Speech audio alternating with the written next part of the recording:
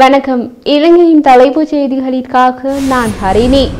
நாடாளுமன்றத்திற்கான ஐக்கிய தேசிய கட்சியின் தலைவராக ஜீவன் தொண்டமான் தெரிவு செய்யப்பட்டுள்ளார்.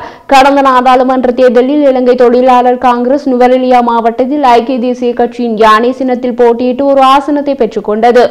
இதில் அதிகூடிய விருப்பு வாக்குகளை பெற்ற இலங்கை பொது காங்கிரசின் பொதுச் செயலாளர் ஜீவன் தொண்டமான் நுவரெலியா மாவட்ட நாடாளுமன்ற உறுப்பினராக தெரிவாகியிருந்தார். பாரம்பரிய சிங்கள அரசியல் கட்சியான ஐக்கிய தேசிய கட்சி கேஸ் சிலிண்டர் சின்னத்துக்கு தாவிவிட்டது. இந்த நிலையில் ஐக்கிய தேசிய கட்சியின் பழைய பெயரில் ஒரே ஒரு மாவட்டத்தில் போட்டியிட்டு ஜெயித்த ஒரு தமிழர் தான் இன்று அந்த கட்சியின் நாடாளுமன்றத்திற்கான தலைவர் என்பது மகா ஆச்சரியம். இலங்கையில் தமிழர்களுக்கு எதிராக நடந்த பெரிய இனக்கலவரங்கள் ஐக்கிய தேசிய கட்சியின் ஆட்சியிலேயே நடந்தன என்பது அதைவிட பெரிய ஆச்சரியம். இலங்கையிலிருந்து முகவர்களால் ஏமாற்றி வெளிநாட்டுக்கு அனுப்பப்பட்ட நிலையில் ரஷ்ய ராணுவத்தில் வலுக்கட்டாயமாக சேர்க்கப்பட்ட யாழ்ப்பாணத்தை சேர்ந்த இளைஞர்களை மீட்டு தருமாறு நாடாளுமன்றத்தில் ஸ்ரீதரன் எம்பி வேண்டுகோள் விடுத்துள்ளார்.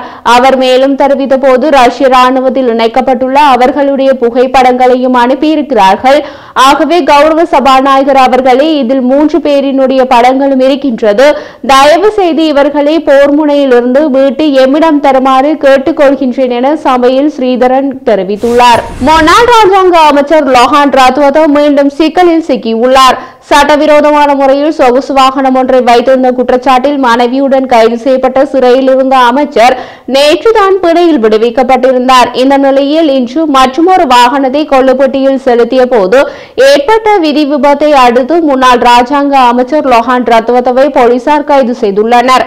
இன்றைய கைதுக்கு காரணம் அவர் செலுத்திய வாகனம் சட்டவிரோதமானது அல்ல.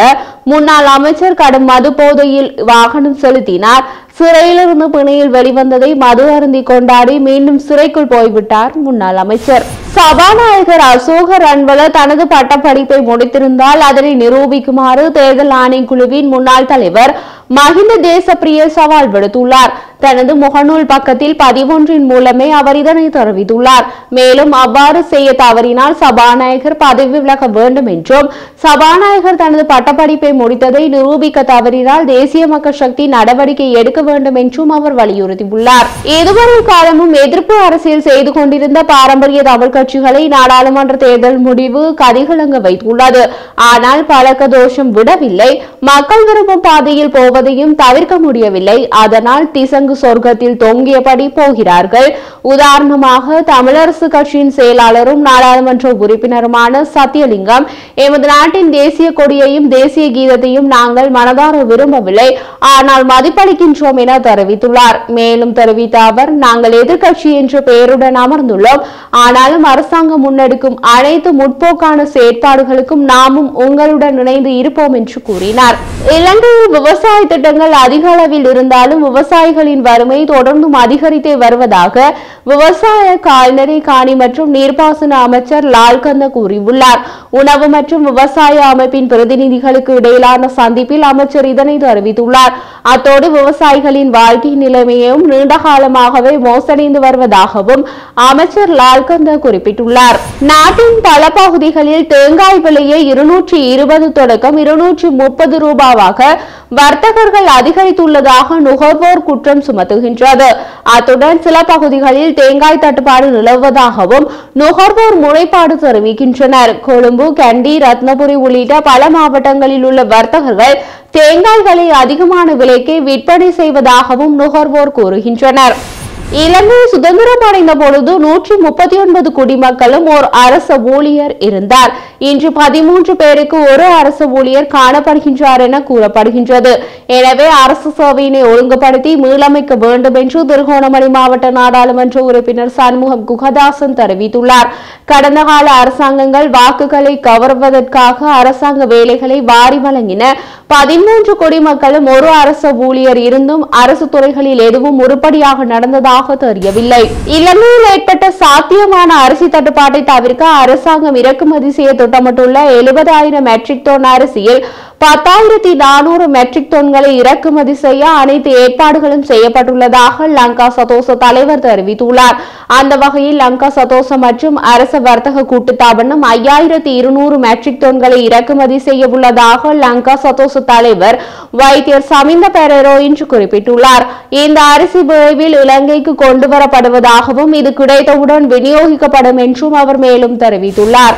கடந்த அரசாங்கத்தின் காலத்தில் மதுபான அனுமதி பத்திரம் வழங்கியமை தொடர்பில் எதிர்வரும் வார இறுதியில் நாட்டிற்கு விளக்கத்தை முன்வைக்க உள்ளதாக ரணில் விக்ரமசிங்க தலைமையிலான புதிய ஜனநாயக முன்னணி தெரிவித்துள்ளது. கடந்த தேர்தல் காலத்தில் 361 மதுபான அனுமதி பத்திரங்கள் வழங்கப்பட்டமை தொடர்பில் சபா தலைவர் அமைச்சர் பிமல் ரத்நாயக்க நாடாளுமன்றில் விடுத்த அறிக்கைகளுக்கு பதிலளிக்கும் வகையிலேயே இது இடம்பெற்றுள்ளதாக தெரிவிக்கப்படுகின்றது. மேலும் இதன்போது மதுபான உரிமம் வழங்கும் முறை குறித்து விரிவாக விளக்கப்பட உள்ளதாக புதிய ஜனநாயக முன்னணி தெரிவித்துள்ளது. தெற்கு மத்திய ஆசிய விவகாரங்களுக்கான பணியகத்தின் உதவி ராஜாங்க செயலாளர் டொனால்ட் லூ தலைமையிலான அமெரிக்க பிரதிநிதிகள் இன்று வெளிவிவகார அமைச்சர் விஜித் ஹைரத்தை சந்தித்தனர். தூதுக்குழுவில் சர்வதேச அபிவிருத்திக்கான அமெரிக்க உதவி நிறுவனம் ES8 மற்றும் அமெரிக்க கருவூலத்துறை போன்ற முக்கிய நிறுவனங்களின் பிரதிநிதிகள் பங்கேற்றனர். அதிக வாடகை செலுத்தி பல்வேறு கட்டடங்களில் இயங்கும் அரசு நிறுவனங்களை அரசாங்கத்திற்கு சொந்தமான கட்டடங்களுக்குள் கொண்டுவர அரசாங்கம் தீர்மானித்துள்ளது. கைத்தொழில் மற்றும் தொழில் முனைவு அபிவிருத்தி அமைச்சர் சுனில் ஹந்திம்நெத்தி பாராளுமன்றத்தில் இதனை தெரிவித்துள்ளார். ரத்தினக்கல் மற்றும் ஆபரண அதிகார சபை இயங்கும் அலுவலகத்தின் மாதாந்த வாடகை 50 லட்சம் எனவும் அதைவிட அதிகமாக வர்த்தக அமைச்சின் மாத வாடகை 65 லட்சம் எனவும் அவர் குறிப்பிட்டுள்ளார். அரசாங்க செலவுகளை குறைக்க அரசு நிறுவனங்களை அரசாங்கத்திற்கு சொந்தமான கட்டணங்களுக்கு நகர்த்த போவதாக அமைச்சர் கூறியுள்ளார். கொழும்பை தவிர நாட்டின் பல பகுதிகளில் காற்றின் தரம் பரவாயில்லை என்ற அளவில் பதிவு செய்யப்பட்டுள்ளதாக மத்திய சுற்றாடல் அதிகார சபை CEA தெரிவித்துள்ளது. இன்று காலை 6 மணி வரை கொழும்பில் காற்றின் தர குறியீடு 96 முதல் 106 வரை இருந்தது. அது சற்று ஆபத்தானது. மற்ற பகுதிகளில் இன்று காற்றின் தர குறியீடு 44 முதல் 106 வரை இருந்தது. அது பரவாயில்லை ரகம். ஏனைய பிரதேசங்களுடன் ஒப்பிடுகையில் நுவரெலியாவில் காற்றின் தரம் வளமைக்கு திரும்பியதாக சீராக உள்ளது.